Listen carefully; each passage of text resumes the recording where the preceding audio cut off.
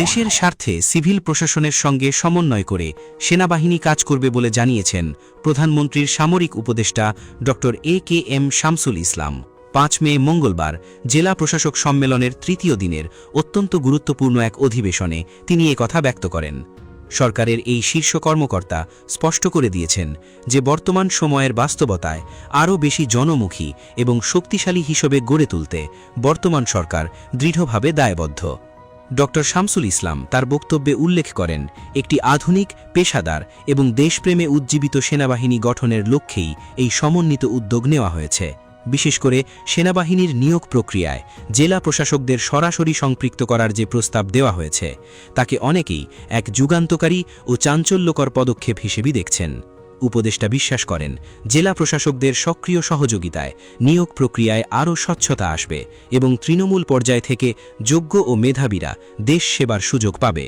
মঙ্গলবার অনুষ্ঠিত এই উচ্চ পর্যায়ের অধিবেশনে সামরিক উপদেষ্টা আরও জানান যে বিগত জাতীয় নির্বাচনে সেনাবাহিনীর বলিষ্ঠ, নিরপেক্ষ এবং কার্যকর ভূমিকা নিয়ে জেলা প্রশাসকরা ব্যাপক সন্তোষ প্রকাশ করেছেন। সেই সফল অভিজ্ঞতার রেশ ধরে আগামী দিনগুলোতেও দেশের বৃহত্তর কল্যাণে এবং আইন শৃঙ্খলা রক্ষার প্রয়োজনে সিভিল প্রশাসন ও সামরিক বাহিনীকে একে অপরের পরিপূরক হিসেবে কাজ করার জন্য প্রয়োজনীয় নির্দেশনা দেওয়া হয়েছে।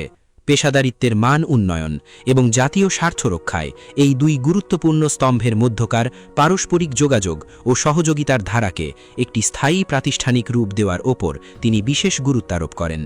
উল্লেখ্য, গত 3 মে রাজধানী ঢাকার এক রাজকীয় আয়োজনে 4 দিনব্যাপী এই বর্ণাঢ্য জেলা প্রশাসক সম্মেলনের শুভ উদ্বোধন করেন প্রধানমন্ত্রী তারেক রহমান।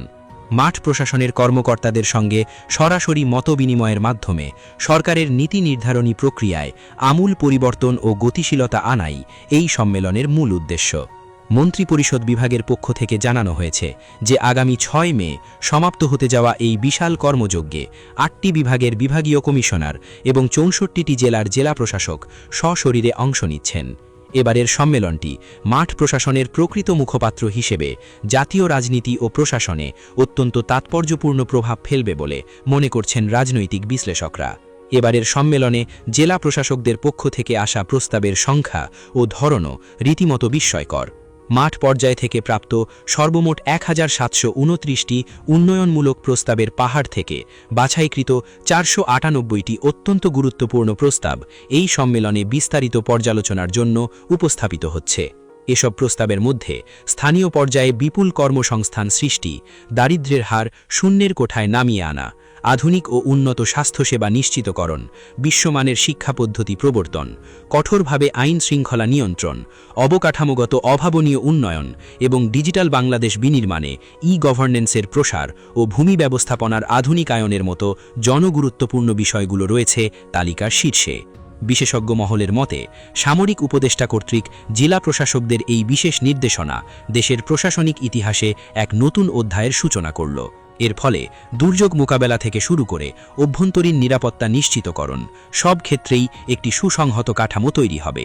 সংশ্লিষ্ট কর্মকর্তারা আশা প্রকাশ করছেন, সিভিল প্রশাসন ও সামরিক বাহিনীর এই অভূতপূর্ব সমন্বয় রাষ্ট্রের নিরাপত্তা ও সার্বভৌমত্ব নিশ্চিত করবে, পাশাপাশি সরকারের উন্নয়নমূলক কর্মকাণ্ডে সঞ্চার করবে অভাবনীয় গতির। সব মিলিয়ে এবারের ডিসি সম্মেলনটি একটি শক্তিশালী, আধুনিক এবং প্রকৃত অর্থেই জনবান্ধব বাংলাদেশ গড়ার পথে এক বিশাল মাইল ফলক হিসেবে চিহ্নিত হয়ে থাকবে। সামরিক ও সামরিক আমলাতন্ত্রের এই সম্মিলিত শক্তি ভবিষ্যতে যে কোনো জাতীয় সংকট মোকাবেলায় দেশকে অনেক বেশি আত্মবিশ্বাসী ও সক্ষম করে তুলবে, এমনটাই এখন সাধারণ জনগণের মূল প্রত্যাশা।